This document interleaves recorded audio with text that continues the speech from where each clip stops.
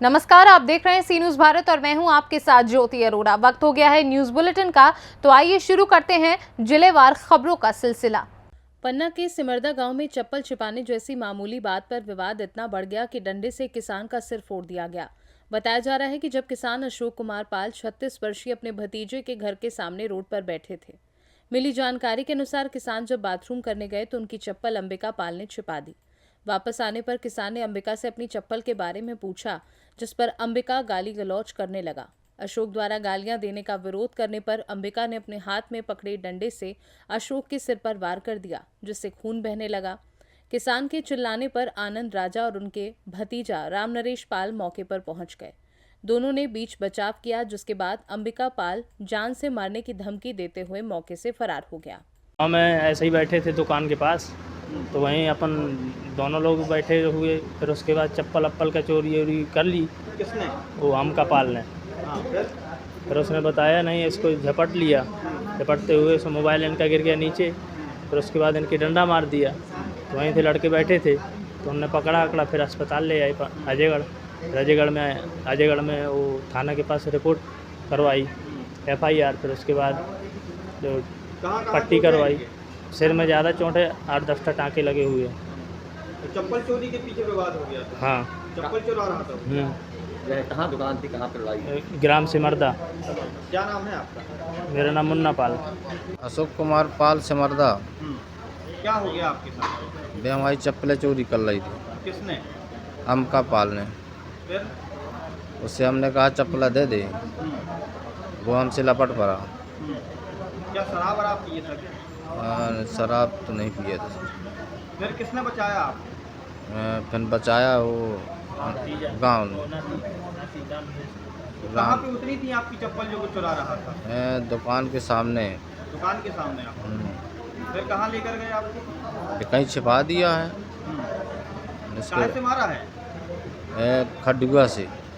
फिर कहाँ चोट है आपके? हमारे मुँह सिर में दिया है खड। सिर में चोट है। फिर कहाँ लेकर गए? अजयगढ़ गए हैं लेकर। वहाँ पे? वहाँ से फिर पन्ना आए हैं। पन्ना रेफर कर। क्या नाम है आपका? अशोक कुमार। पन्ना से सी न्यूज संवाददाता रीना सोनी की रिपोर्ट। खबर मध्य प्रदेश के रीवा जिले से है, जहां पर सेमरिया से कांग्रेस पार्टी के विधायक अभय मिश्रा के द्वारा अपने ही कर्मचारी को बुरी तरह से लाठी डंडे से पीटने का मामला सामने आया है। पीड़ित ने मीडिया से बातचीत में बताया कि मैं सेमरिया विधायक अभय मिश्रा के यहाँ काम करता हूँ, जिसका 3 माह का वेतन बकाया था। मुझे पैसे की जरूरत होने पर मेरे द्वारा अपने 3 माह का वेतन का हिसाब मांगने पर सेमरिया विधायक अभय मिश्रा ने अपने गुर्गों के साथ मिलकर मुझे लात घूसों व लाठी डंडे से बुरी तरह से पीटा और कहा कि तुम कहीं चले जाओ, कहीं शिकायत करो, मेरा कुछ भी होने वाला नहीं है।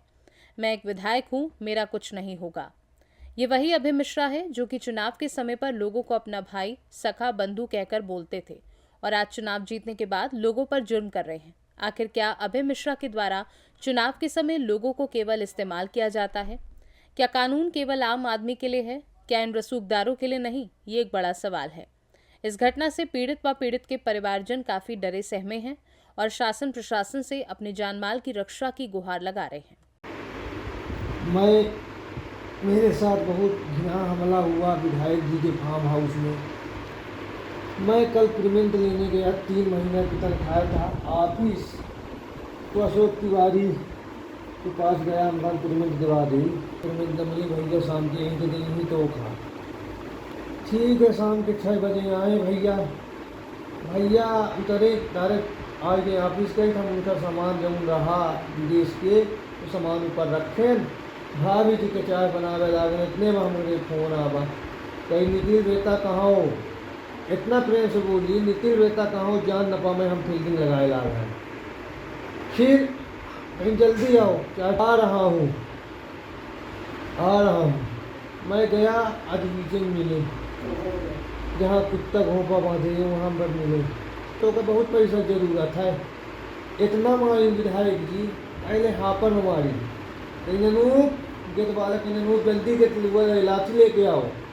लाठी 25-30 लाठी अभय मिश्रा सिमरिया विधायक हमको 30-35 लाठी ऐसे मारी। देखिए आप, ये सब विधायक की कमाल है। देखिए आज जो एक अंग नहीं बचा, हर अंग में मारेंगे। भगा थाने, चौराहा थाना में गया तो वहाँ के टीआई लोग और कुछ लोग बोले, मैं बोला अभय मिश्रा हमको मारे हैं, कहीं उनका नाम रिपोर्ट लिखवाओगे, तुम्हारा नहीं करेगा, तुम चले जाओ। ठीक है, मैं अब मम्मी और पापा को लिए हैं, मेरे को फ़ोन लगा दिए, मेरे आगे अभय मिश्रा को फ़ोन लगा दिए, बोले तुम कुछ ना करो, मैं तुमको जितना चाहिए उतना दे देंगी, मेरे पास पैसा है। वो बोले मैं तुम्हारा नहीं लिखेंगे अभय मिश्रा के नाम से। तो मैं पहले रात भर जंगल में मैं सो रहा था, फिर कैसे मेरे मम्मी और पापा हमको ढूंढे, अब उनको लेके मेरे जान का खतरा है। हम प्रशासन सबसे निवेदन करता हूँ हमको बचाएं। हाँ, हम सबसे निवेदन करता हूँ प्रशासन सबसे, हमका कल मोहन यादव जी आ रहे हैं रीवा, जामा न्याय दें, मेरे जान का खतरा है। पिस्तौल नाने का भी बोल दिया अभय मिश्रा, पिस्तौल ना के बाद दो बाइक और नितिन को, दोनों को। मैं भाग दिया, हमको ला भी देते वहीं अंदर। हाँ, वो किसी की सगी नहीं, अपने बाप। रात के 9 बजे के करीब हमका पता चला कि हमारे लड़का का मारी नहीं खूब ज़्यादा था। हम ढूंढत रात भर यहाँ वहाँ ढूंढत रह गए। 2 बजे रात 5 वहाँ हम कैसों के घुस के वह अब एक गुंडा अभय मिश्रा के गेरा थे। हम कहाँ जान बचावे खातिर लुके हैं। हमका शासन, हमारे पास 6 लड़की और एक लड़का है, तो सहारा साहब हमारे जान के रक्षा की जाए। शासन प्रशासन हमारी मदद करे, मुख्यमंत्री प्रधानमंत्री सब हमारे सहारा बने। हमें ही आप आ जाओ, मरवावे के धमकी गए है कालो दे साहब का। हमका शासन से ये निवेदन के वहाँ जान के रक्षा की जाए, हमारे लड़का की रक्षा की जाए।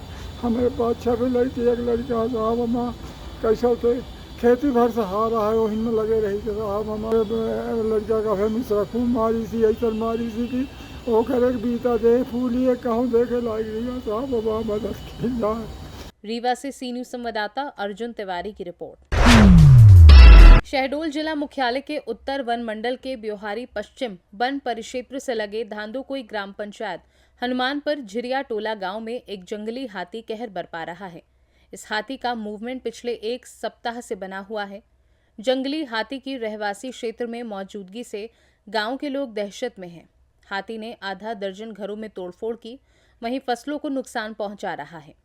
उक्त मामले में उत्तर वन मंडल की डीएफओ तरुणा वर्मा ने बताया कि फिलहाल एक हाथी गांव में मौजूद है और वन अमला लगातार निगरानी रखे हुए है। गेहूँ यहाँ एक बिखरान है, तब गेहूँ लाइट से दोबारा वो सूंड से वहाँ से खा ली है ना, मतलब पूरा दलियन से कैमरा। हाँ, जब केमाड़ा दलियन तो हाथी कहाँ रही? हाथी ही कर रहे थे, वहाँ का गए थे, वहाँ का गिराए थे। अच्छा, गिराए।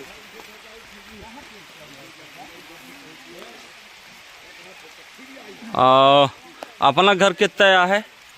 सिर्फ इतना है? हाँ,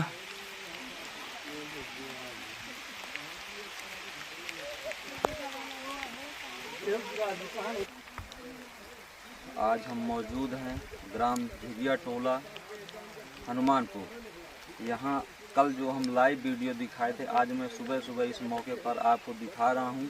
ये हैं राम सजीवन कोल। ये घर में अपने बाल बच्चों को नन्हे मुन्ने कहाँ थे? घर अंदर थे। हाँ। एक बार पहले वो वाली पर्ची गिरा झाँके हैं तो बड़ी भाई गए, तो फिर घुस गए के मार दिए हैं, लड़का बच्चा सब खटिया के नीचे और वहाँ गिरा दिए। वहाँ गिरा दिया। अच्छा, यही गिरावत रही, खटिया तक घुस रहा। फिर यहाँ का चली गए तो फिर निकल के लड़का बच्चा लेके सब भागे। अब कहाँ है लड़का बच्चा? लड़का बच्चा इनके घर छोड़िया। नाम का है अपना के? राम सजीवन। पूरा नाम बताइए। राम सजीवन राम दुलारे। राम सजीवन कोल। राम सजीवन कोल। और गांव का नाम? झिरिया टोला हनुमानपुर। क्या नाम है? नाम राम सजीवन। हाँ। राम दुलारे कोल। हाँ। और मैं टॉर्च लेके निकला। हाँ। हाथी द्वारे में हमारी बोरी 2 बोरी गल्ला चली। हाँ। फिर हम लड़का गए भीतर, न घर न जमीन न जगह कुछ नहीं है, न गल्ला राशन कुछ नहीं मिल रहा। हाँ। कै बजे हाथी रहा? 8 बजे। और कै बजे तक रहा? ऐसे 9 बजे के करीब भाई के पड़ोसी में चली गई फिर। कहाँ सोए रहा जब हाथी आ रहा था? अंदर है। यहाँ है घर में? हाँ होकर देख के बतावा कब ये घर है? घर में। अच्छा जी ठीक है। तो सब बच्चे साथ में रही नहीं? साथ है, मैंने सब खटिया तय लुकाए रहे हैं। आवास नहीं मिला? नहीं मिला, छानी से खपड़ा गया था तो कहाँ लागे लड़के खटिया तय खटिया तो कम से कम टंगी खपड़ा। अच्छा जी देखिए इस सीजन में हाथियों का मूवमेंट मतलब क्योंकि फसल का सीजन चल रहा है तो इसलिए हाथियों का मूवमेंट है और वो लगातार उस क्षेत्र में घूम भी रहे हैं।